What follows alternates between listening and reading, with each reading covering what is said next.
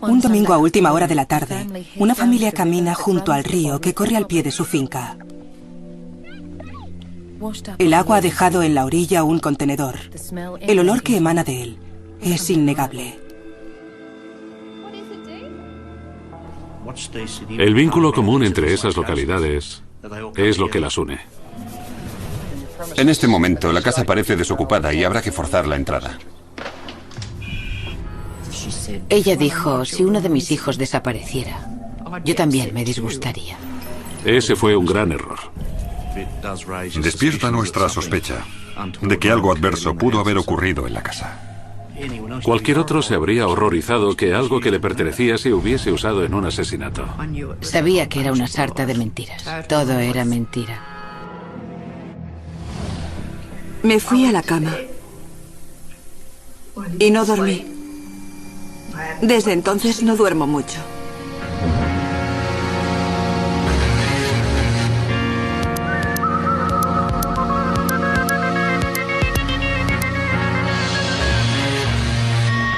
Crímenes imperfectos. Investigadores forenses. La mayoría de los asesinatos los comete un conocido de la víctima. Y también ocurren a pocos kilómetros de donde el asesino vive. Así que, cuando un contenedor con un cadáver dentro aparece a orillas de un río, la escena del crimen y el delincuente pueden estar en cualquier parte. Las ruedas del contenedor miraban hacia el agua y este estaba a 45 grados en la arena. En un lado había marcas de la marea, sugiriendo que había estado en el agua algún tiempo. Al acercarme, noté un olor realmente desagradable que obviamente indicaba que dentro había algo deteriorándose. El contenedor tenía un agujero y a través de él se podía ver un pie. A partir de eso, llamé a la brigada de escenas del crimen y a la de homicidios. Lo primero que noté entonces en el contenedor fue que la tapa había sido sellada con 42 tornillos de cabeza hexagonal y un sellador de silicona. Los agujeros del contenedor indicaban que había sufrido algún tipo de daño mecánico, con algún tipo de instrumento, más que un daño que hubiera ocurrido de forma natural, chocando con cosas o al ser arrojado o algo por el estilo. Retiré los tornillos de la tapa y todos eran de marca y forma similar. Se contaron y embolsaron como pruebas. Se rompió la selladura de silicona. Esto permitió que se levantara la tapa, cosa que hice quedando expuesto el contenido. Pude ver un pie humano. Era un pie derecho que sobresalía del resto de materia que había envuelto en una manta. La pregunta obvia es, ¿por qué hay un cuerpo en un contenedor? ¿De qué cosa macabra se trata? Evidentemente alguien se tomó muchas molestias para sellar el contenedor e intentó hundirlo en el río para que no se hallara. Hicimos un registro de la zona, pero no había ninguna huella de pisada en la escena, ni huellas de arrastre. Nada que sugiriera que el contenedor hubiera sido arrastrado por alguien y dejado en la arena. Era justo suponer que el contenedor había flotado en el río y este lo había depositado en ese lugar. Se ignoraba aún cuántos de los 80 kilómetros del río había estado flotando. Y al hacerse de noche, la búsqueda de indicios se dejó para el día siguiente. El patólogo forense nos aconsejó que asegurásemos el contenedor y lo llevásemos entero al depósito de cadáveres de Westmead antes que traer un especialista a la zona, porque existía el peligro de perder algún indicio incluido en lo que había en el contenedor en ese momento. El cuerpo que hallamos dentro había sido envuelto en una manta y atado con algún tipo de cable eléctrico que le sujetaba firmemente. Una vez desatado, pudimos ver que le habían cortado la cabeza, lo mismo que las manos. El cuerpo estaba momificado y muy descompuesto. Era de un varón probablemente de entre 30 y 35 años de edad. La causa exacta de la muerte se desconocía. No había heridas de cuchillo ni de bala, pero faltaban la cabeza y las manos. Sin tener acceso a huellas dentales o dactilares, la primera línea de investigación para averiguar quién era la víctima había desaparecido.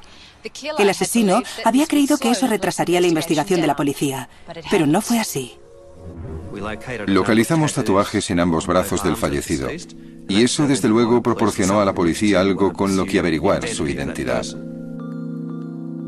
Identificar el cuerpo era crucial, y la única forma de hacerlo fue contar con la colaboración ciudadana. La policía hace un llamamiento para identificar a una víctima de asesinato cuyo cuerpo desmembrado apareció en un cubo de basura con ruedas a las afueras de Sydney. El hombre de entre 20 y 40 años fue decapitado. Sus manos también le fueron amputadas. Los investigadores dicen que tenía tatuados una rosa y alambre de espino en los brazos. Confiaban en que, por los tatuajes, amigos o parientes se presentaran y dijeran, es mi hijo o mi hermano. Se ha puesto en marcha una investigación tras el hallazgo de un cuerpo decapitado en un contenedor con ruedas en el río Colo, al noroeste de Sydney. Una familia lo encontró ayer en la orilla del río sellado con tornillos y silicona. Buzos de la policía registraron el río Colo donde se halló el contenedor, pero no encontraron nada que pudiera ayudar a identificarlo. Los únicos indicios que la policía tenía eran los tatuajes en los brazos del cadáver y una idea de cuándo había ocurrido el asesinato. El estado en que el cuerpo fue hallado nos indicaba que había estado en el agua algún tiempo, unos meses, y alguien debía haber avistado aquello flotando en el río. Así que indagamos en campings para caravanas, entrevistamos esquiadores acuáticos, a cualquiera que frecuentara la zona, para intentar crear un marco temporal en torno a la aparición del contenedor, para luego, con suerte, identificar el cuerpo y luego empezar a averiguar cuándo se había visto a esa persona y comparar eso con los avistamientos del contenedor. Así que acudimos a las autoridades ribereñas y por fin localizamos a un agente que lo había visto en el río hacía unas semanas. Por supuesto, era un peligro para otras embarcaciones, así que simplemente lo había empujado hasta la orilla. Por supuesto, pasamos a la etapa siguiente, averiguar cuándo el contenedor había llegado al río. Así que recorrimos el río pensando que tal vez el asesinato hubiera podido ocurrir en algún lugar río arriba, buscando campings de caravanas, buscando carreteras de acceso, rampas para embarcaciones y cosas similares, porque podía haber algún rastro indicador como marcas de neumáticos o ropa o el arma asesina en esos otros sitios. Las probabilidades de hallar algo eran mínimas. Por suerte para la investigación, la publicidad que se dio al caso y la referencia a los tatuajes tuvieron éxito. Recibimos cantidad de llamadas referentes al caso que nos ayudaron mucho, pero en especial una de una mujer de Kandos cuyo cuñado había desaparecido en agosto de 1998. El marco temporal de la desaparición de ese hombre encajaba con el de la descomposición. Y lo más importante, los tatuajes del cuerpo coincidían exactamente con los del hombre desaparecido. Hoy se ha hecho pública una foto de Peter Astill. La policía cree que puede ser la víctima, aunque pasarán de 6 a 8 semanas antes de que la prueba de ADN pueda dar una identificación positiva. Señalé entonces que creíamos que podía ser Peter Astill. No se le había visto desde el 9 de agosto y sus cuentas bancarias no habían tenido movimientos, así que creímos firmemente en que podía tratarse de él. Una vez comprobado que era Peter y que provenía de Kandos, se introdujo una segunda área en nuestra investigación. Teníamos un cuerpo hallado en el río Colo a las afueras de Windsor y de repente se le identificaba como Peter Astill, que vivía en Kandos, que es una comunidad que está en la cima de las Montañas Azules, cerca de Maggi, a una considerable distancia de allí. Peter solía sentarse en su porche por la mañana temprano, con una taza de café. Se sentaba al sol y contemplaba las montañas. El reino de Dios las llamaba. De niño era probablemente el payaso de la casa. Peter se llevaba bastante bien con sus hermanos. Él y su hermano mayor estaban muy unidos porque tenían más o menos la misma edad. Llevaban una vida bastante tranquila y era bastante reservado. Tenía un círculo de amigos pequeño, pero eran muy buenos con él. Los detectives de homicidios averiguaron que la última vez que alguien había visto a Peter había sido el 9 de agosto. Su hermano y su sobrino estaban con él y su madre le había llamado para decirle que iría a su casa la mañana siguiente para ayudarle a ordenarla. Así que al día siguiente, el día de agosto, Meryl llama a la puerta y Peter no está. Le había hecho unas cortinas para que las colgara, pero no estaba allí. Y había una sensación de frío, de vacío en la casa. Eché un pequeño vistazo y vi que había comprado un colchón que estaba en la sala a 1 metro de la estufa. Era por el calor, porque en la casa no había más calefacción que esa. Pero me di cuenta de que la estufa estaba helada. No había sido encendida esa noche. Así que, con la cama sin usar y la estufa que no había sido encendida, pensé, qué raro. Y creo que eso fue lo que me hizo preocupar de verdad por Peter. Cuando salí de casa de Peter esa mañana, vi a un amigo suyo que vivía en la casa de al lado. Y le pregunté si le había visto y si sabía dónde estaba, y me dijo, yo no me preocuparía por él, volverá mañana porque me está ayudando con la cerca. En ese momento no sospechamos ningún delito. Creímos que Peter podía simplemente haberse ido de acampada al monte. Pensamos que se habría ido de la zona un tiempo y que simplemente no se lo había dicho a su familia. ¿Y qué pudo causar algo tan violento como una decapitación y meter su cuerpo en un contenedor y luego transportarlo a cientos de kilómetros de distancia y lanzarlo en una zona remota? ¿Qué había causado que le mataran de repente? Eso era todo un dilema para nosotros. Los detectives esperaban hallar la respuesta en casa de Peter, pero fue imposible.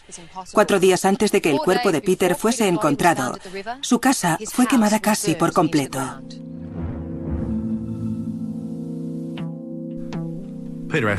La casa de Peter Astill era prefabricada, de las que proporciona la Comisión de Vivienda, de ese tipo.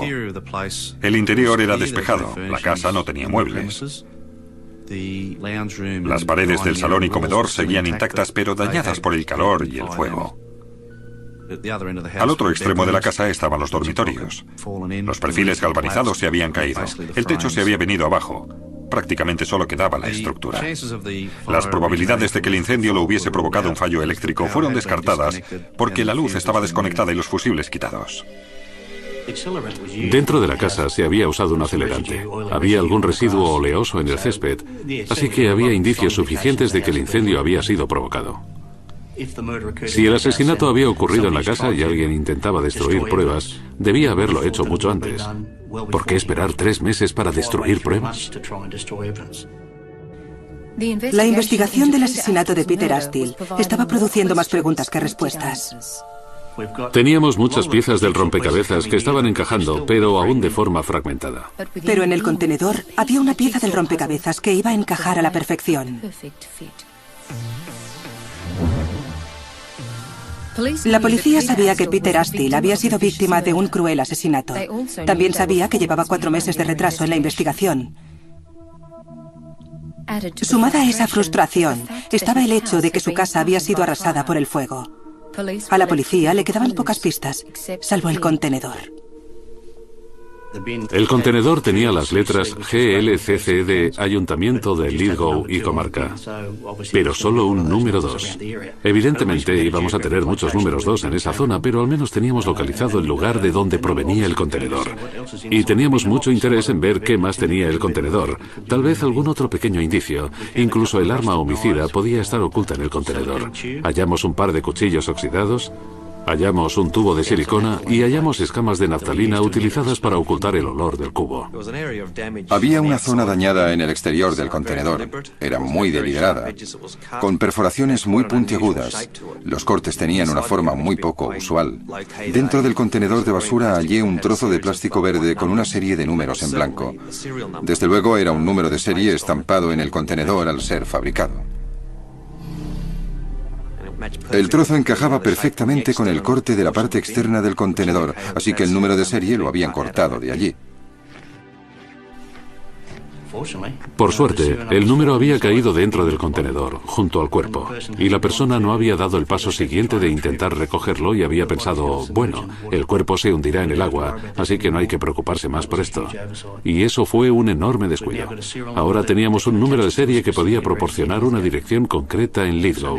Teníamos un cuerpo encontrado en Colo, a las afueras de Sydney. Teníamos un contenedor proveniente de Lithgow y ahora un cuerpo proveniente de Candos. Esas 3 zonas personas no están cerca, las separan cientos de kilómetros. ¿Cuál es el vínculo común, el hilo en común de esas tres localidades, lo que las une? La detective que se ocupó del caso conmigo llamó a la policía de Kandos para saber cosas de Peter, su estilo de vida, con quién salía, etc. Y de repente el agente local dijo, bueno, su casa es contigua a la de un tal Bruce Patterson. Y claro, Bruce Patterson era el propietario del contenedor de Lithgow. Ahí estaba el vínculo común.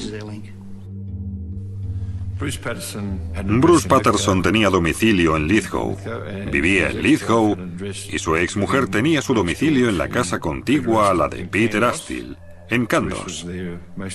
Bruce pasaba allí casi todo el tiempo. Por la información que recibimos, Peter tenía una relación de amistad muy buena con Bruce Patterson y se les había visto juntos en cantidad de ocasiones. De hecho, Bruce era la persona con la que Meryl Astill había hablado sobre la desaparición de su hijo. Creo que era lógico sospechar. Era mucha coincidencia que un contenedor de basura perteneciente a Bruce de Lithgow se hubiera usado en un asesinato y... oh, casualidad, Bruce Patterson viva al lado de Peter en Kandos con su ex esposa. Despertadas esas sospechas, la policía realiza un registro de la casa de Patterson en Lithgow. Procedemos a efectuar el registro del número 2 de la calle Page de Lithgow. En este momento la casa parece desocupada y habrá que forzar la entrada.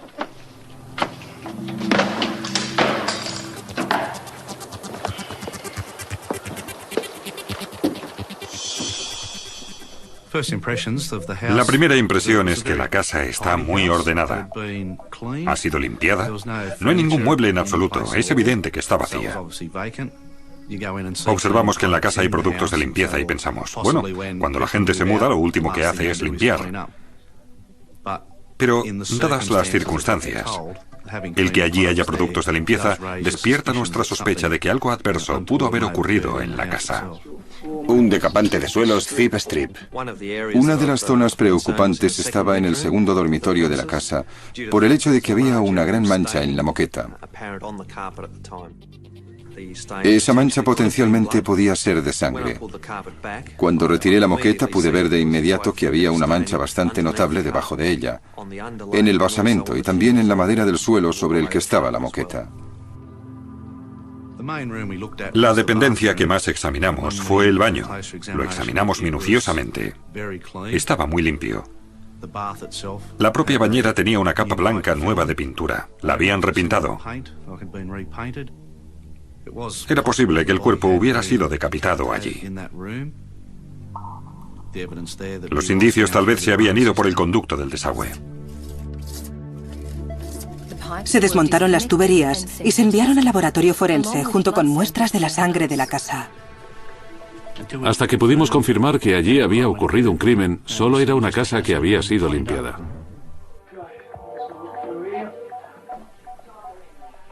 La policía también hizo el registro de la casa de la exesposa de Bruce Patterson. Bruce Patterson estaba allí y la policía se lo llevó para interrogarle. Lo primero fue preguntar el motivo de que su contenedor de basura se usara en el asesinato. Si lo podía explicar. Porque la única prueba que teníamos que le vinculara al asesinato era ese contenedor. Podía darse el caso de que alguien se lo hubiera robado y que el pobre Bruce fuera solo una persona que se había visto implicada sin quererlo. El único vínculo con él era el contenedor. La policía, al interrogar a Bruce Patterson, había provocado inconscientemente que Meryl Astill hiciera sus propias deducciones. El mismo día que había hablado con Bruce Patterson, su esposa también había estado presente. Le pregunté, ¿has visto a Peter en alguna parte? Me preocupa que no esté aquí. Y ella se echó a llorar y dijo, si uno de mis hijos desapareciera, yo también me disgustaría. Lo que quiero hacer hoy es formularle unas preguntas sobre su relación con Peter Astill y si tiene alguna información sobre el descubrimiento de su cuerpo. En ese momento teníamos motivos válidos para hablar con Bruce. Un contenedor que le pertenecía, que hubiera sido una de las últimas personas que se vio con Peter.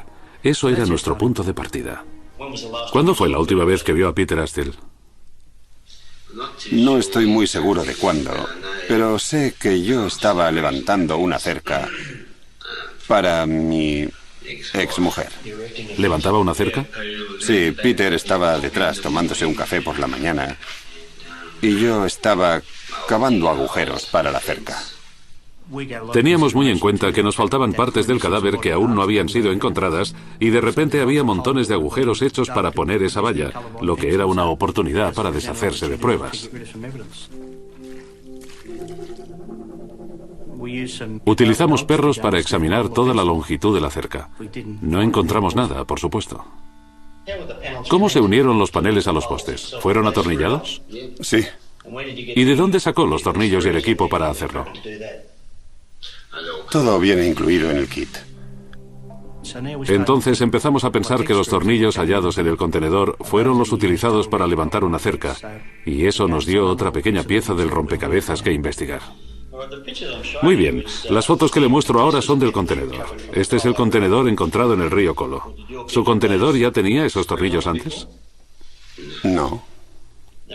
En ese contenedor estaba el cadáver de un hombre que creemos que es Peter Astill. ¿Ha entendido eso? Sí. Estamos diciendo que en ese contenedor que le pertenecía a usted está el cuerpo de un hombre llamado Peter Astill.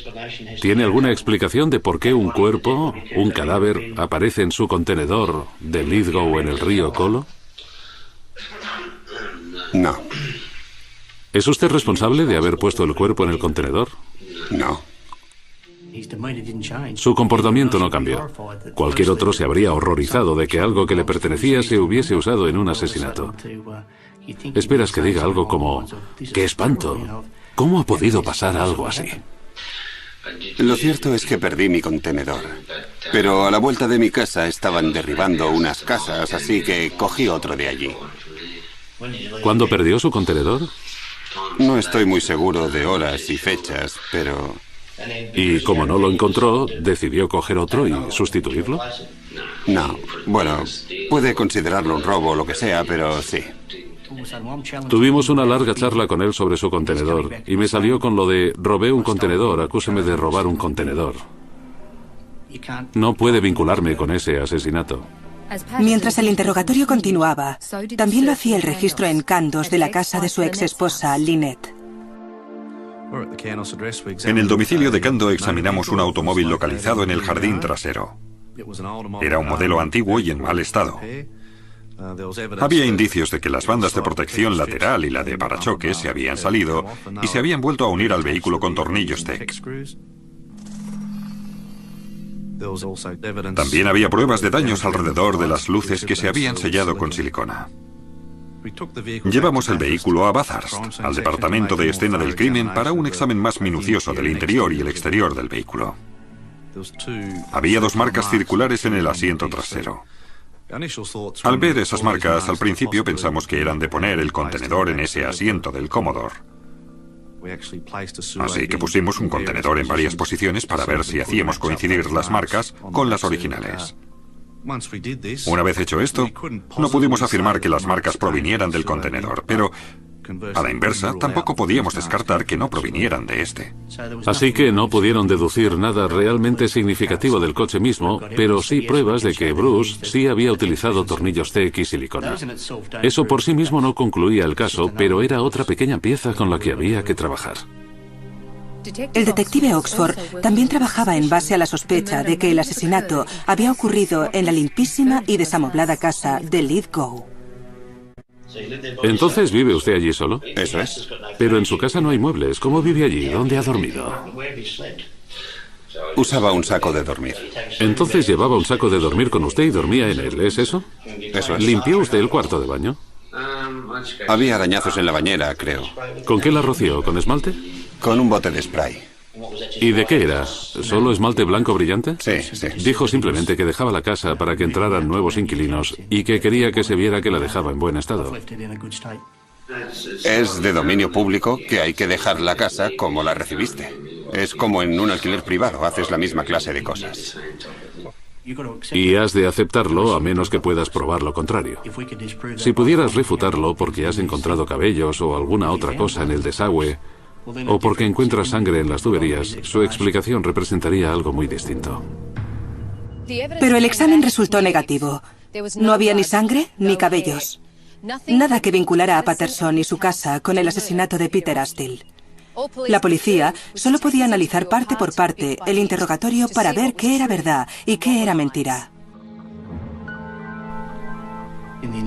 En la entrevista, dijo que había vendido o regalado todos sus muebles a la misión de San Vicente de Paul de Lithgow. Por supuesto, hicimos indagaciones y quedó probado que Bruce no les había dado ningún mueble, así que empezó a parecerle un punto débil por haber dicho cosas que al final resultaron mentiras. Entonces comienzas a indagar sus movimientos cuando los hechos.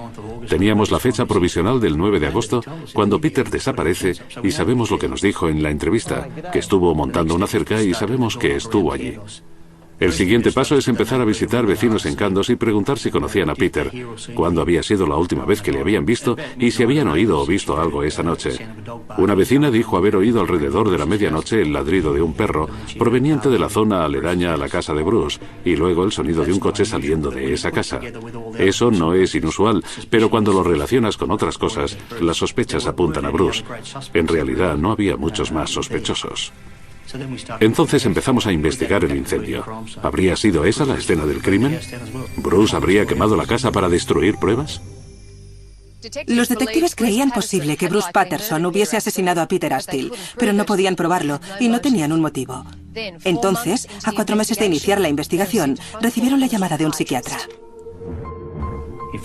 Tenía un cliente que quería confesar que había matado a alguien, que había disparado a alguien y lo había decapitado, le había quitado las manos, había metido el cuerpo en un contenedor y lo había tirado al río. Así que le hice la pregunta pertinente. ¿Quién era su paciente? Y dijo Bruce Patterson.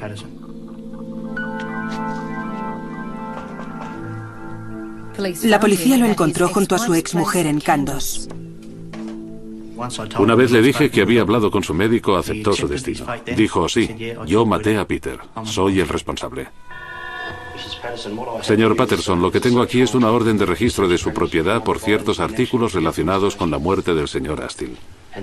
Lo que le propongo hacer es llevarlo a la comisaría de Maggie, donde le haremos ciertas preguntas relacionadas con la muerte de Peter Astill. ¿Lo ha entendido? Claro. Necesito que cuente su versión de lo que pasó en relación con Peter. Bueno, estuvimos bebiendo mucho y escuchando música.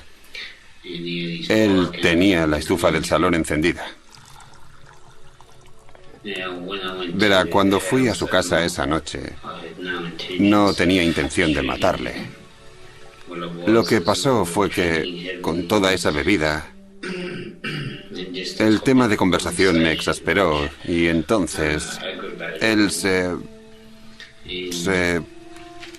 puso violento. Blandió un hacha y se puso a dar hachazos contra el suelo de madera. Un hachazo casi me da en el pie. Entonces levantó el hacha hacia mí y yo cogí la pistola de la mesa y le disparé en la cabeza. Vale, ¿y cómo llegó esa pistola a casa de Peter? Bueno, Peter tenía debilidad por las pistolas y yo solo la llevé para mostrársela. Bien, ¿podría describirme el aspecto del arma? Es un revólver Magnum 357. ¿Por qué compró esa pistola? Buena pregunta. Al principio, probablemente por la novedad. En cierta época había pensado en realizar un atraco, pero no seguí adelante con eso. Pero nunca se me habría ocurrido usarla en un asesinato. Un asesinato no, pero para disparar a alguien.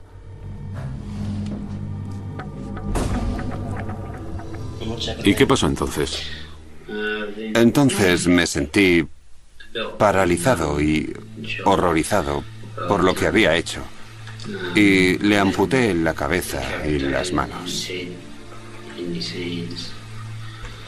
¿Con aquella hacha? Sí. ¿Y qué hizo luego?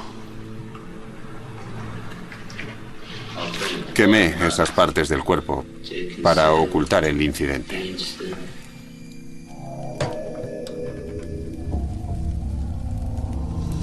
¿Y qué pasó después? Lo que pasó fue que cogí una manta y se la eché por encima para cogerlo y meterlo en el coche y llevarlo a un lugar donde poder tirarlo, hasta poder pensar en lo que debía hacer.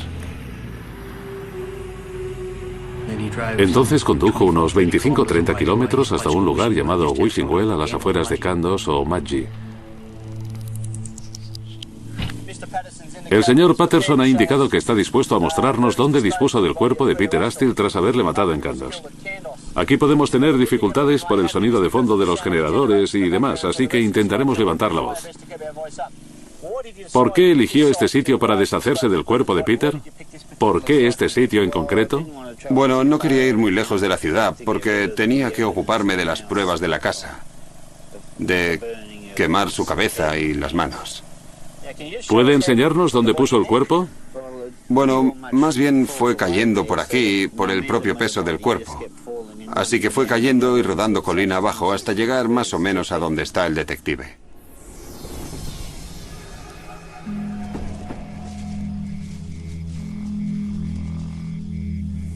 Y luego escondí la cabeza entre los arbustos, por ahí, donde son más densos.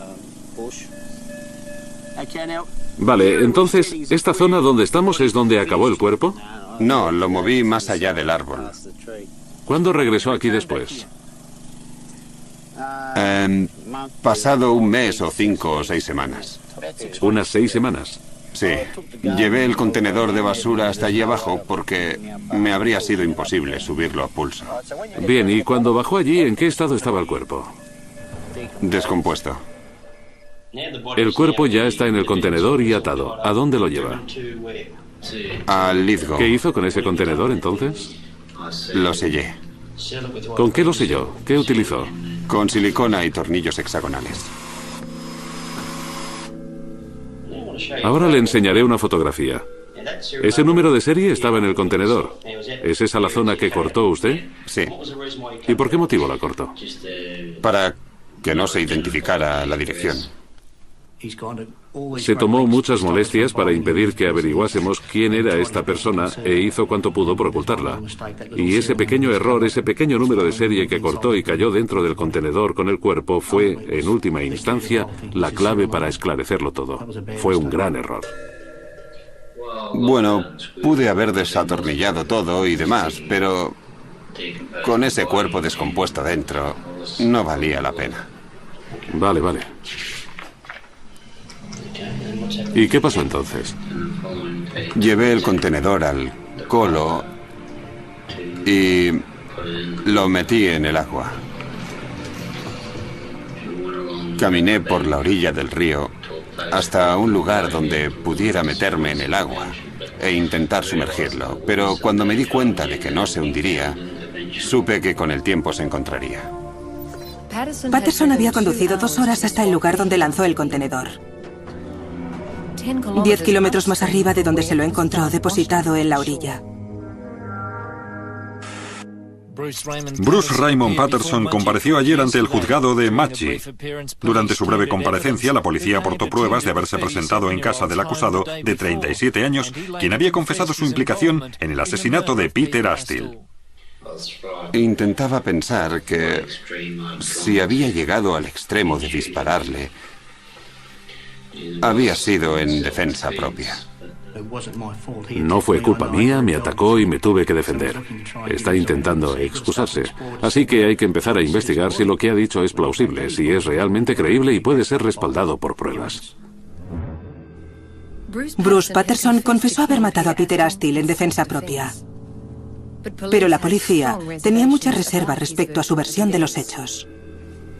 Tenemos un hombre que quiere confesar haber cometido un crimen, pero que trata de dar una explicación sobre su implicación que limita su culpabilidad. ¿A qué parte del cuerpo apuntó usted la pistola? A la cabeza. ¿A cualquier parte? ¿A cualquier parte de la cabeza? Principalmente a la frente. Murió antes de tocar el suelo. Nos enfrentamos a un asesinato premeditado y frío. Algo más que un hecho violento que ocurre en un segundo. ¿Cuál era su intención al apuntarle con la pistola? Solo hacer que parara, que retrocediera. ¿Cuál era su intención cuando disparó la pistola? Mi intención no fue en absoluto matarle.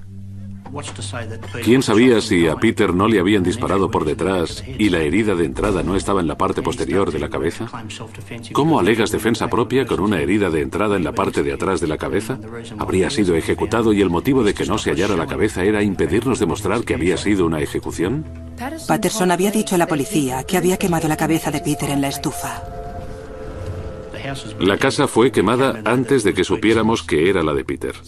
Así que enviamos el equipo a la escena del crimen a investigar a Candos, donde la casa había sido derribada, y allí hallaron la estufa. Cogieron unas muestras de ella y no contenía residuos grasos, así que ¿dónde estaba la prueba de que ahí se había quemado una cabeza?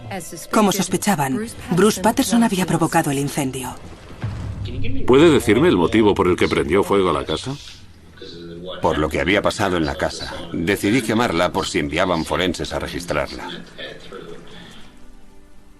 El incendio ocurrió 4 días antes de que se hallara el cuerpo. Así que usted preveía que el cuerpo sería encontrado.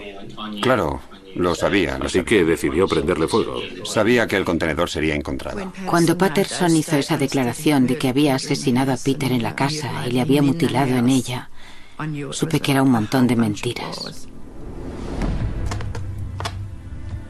Todo era mentira, porque estuve allí la mañana siguiente a las 9 de la mañana y no había ninguna marca de hachazos en el suelo, ni había una gota de sangre en ninguna parte. Limpié la casa de arriba a abajo. Y también el inspector de la Comisión de Vivienda la había inspeccionado sin encontrar nada extraño. Veamos, esta mañana usted ha dicho, no quiero que ningún marginado se mude cerca de mis hijos. Es correcto. ¿Recuerda haber dicho eso? Es correcto. Entonces, ¿dice que ese es el motivo por el que incendió la casa? Sí. ¿Para deshacerse de cualquier rastro que hubiera? Sí. ¿De la muerte de Peter Astin? Sí. Y otro motivo es que no quería que ningún indeseable se mudase al lado, ¿es correcto? Es correcto. Porque le preocupan sus hijos. Vale. El conjunto de pruebas circunstanciales contra Patterson era importante, pero existía la posibilidad de que el tribunal aceptara el cargo de homicidio en vez de asesinato. Entonces, se recibió una llamada que aumentó las probabilidades de la fiscalía. Fue una semana antes de que empezara el juicio. La defensa de Lynette Patterson nos comunicó que su clienta tenía cierta información sobre lo que había ocurrido. Lynette Patterson era la mujer que Meryl Astin había visto llorando. Había vuelto a pensar en lo de que su ex esposa llorara el día que Peter había desaparecido. Y durante mucho tiempo pensé que Bruce Patterson podía tener que ver con su desaparición. Lynette Patterson. Debo decirle que todo lo que diga ahora podrá ser usado en su contra ante un tribunal. ¿Ha entendido eso?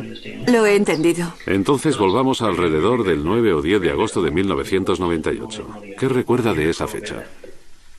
Esa noche Bruce había decidido que iría a matar a Peter. Había intentado detenerle y en ese momento incluso quise acudir a la policía y decirle lo que él estaba tramando, pero me dio mucho miedo. Bien. Anda, subamos al coche y vamos a buscarle. Le coaccionó diciéndole que le llevaría a Sydney a comprar droga. Y así es como le sacó de la casa y utilizó alcohol, una caja de cervezas, para llevarle con él. También llevó a su padre con él cuando recogió a Peter. Y como he dicho, nunca pensé que seguiría adelante con eso. Lo siguiente que pasó, no sé qué hora sería, fue que regresó y entró en casa. Y la estufa estaba encendida. Entró y llevaba la cabeza de Peter en una nevera portátil. La metió en el fuego. Me fui a la cama. Y no dormí. No he dormido mucho desde eso. Luego, a la mañana siguiente, me tuve que levantar y limpiar la estufa. Y luego me hizo limpiar el coche. De repente teníamos una versión diferente a la de él. Había ido a una carretera por ahí y había dicho, le hemos matado. Dijo que le había llevado fuera que habían parado en una zona de descanso para camiones y que podían verse las luces de Sydney. Al parecer, Peter dijo que quería ir al lavabo, así que al parecer bajó del coche y fue a orinar. Y entonces Bruce llamó su atención diciendo «¡Peter!» y le disparó. Ya no podía alegar defensa propia. Era un caso de premeditación. Y teníamos una nueva escena del crimen, una parada de camiones en Carrajon. El padre de Peter había muerto el año anterior, así que nunca sabríamos su verdadera implicación si la había habido. Lynette Patterson dijo haber acompañado a su exmarido y a su padre a Carrajon un mes después para recoger el cuerpo de Peter. Luego regresaron a casa de Bruce en Lithgow, donde vio colocar el cuerpo de Peter en la bañera. Dejó el contenedor en el lavadero una semana y luego volvió y lo selló.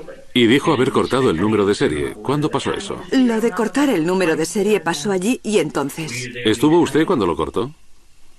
Sí. ¿Hizo algún comentario sobre eso? Se cayó dentro. Dijo que tenía que deshacerse de él porque era la forma de seguir el rastro del contenedor hasta su casa. Se convirtió en un caso seguro. Pero en cierta forma, sin la declaración de Lynette Patterson, sin la confesión y sin el número de serie, podía haber sido el crimen perfecto. Este año he pasado por una crisis nerviosa a causa de eso. Saber lo que sabía e intentar callar y seguir adelante. Me ha estado pegando. Me ha puesto un cuchillo en la garganta, arañándomela, y por eso he callado. Respecto a lo de Peter. Pero, ¿por qué su exmarido había matado tan cruelmente a su vecino? En realidad el motivo fue que era una casa de la Comisión de Vivienda y teníamos por vecinos a gente enviada por la comisión. Por eso lo hizo. Porque Peter vivía en una vivienda de la comisión y Bruce no quería que su mujer y sus hijos estuvieran expuestos a gente amparada por el Estado. Aquel debía ser eliminado. Peter no le gustaba. Eso era todo. Y una forma de arreglar el problema era ir a su casa y matarle. ¿Fue eso lo que dijo? Era lo que pensaba, sí. Y desaparecido Peter, no permitiría esa oportunidad a nadie más. En realidad, el propio Bruce vivía en una casa de la Comisión de Vivienda en Lithgow, así que es bastante irónico que tuviera esa postura. Cuando Lynette Patterson proporcionó esa nueva información y las pruebas, el primer día del juicio, Bruce cambió su declaración por la de culpable. Se conoció como el caso del cuerpo en el contenedor. Bruce Patterson, de 38 años, confesó el crimen y hoy ha sido condenado por el Tribunal Superior de Sydney a 22 años por asesinato y 4 años y medio por incendio intencional. Se ha hecho cierta justicia, pero no la suficiente. Debió ser condenado a cadena perpetua sin remisión. Una vida por otra. Patterson podrá optar a la condicional en el año 2018. Odio a Bruce Patterson con toda mi alma. Y como he dicho en mi declaración de víctima, si alguna vez le abren la puerta, yo estaré allí para cerrársela. Haré cuanto pueda por cerrársela.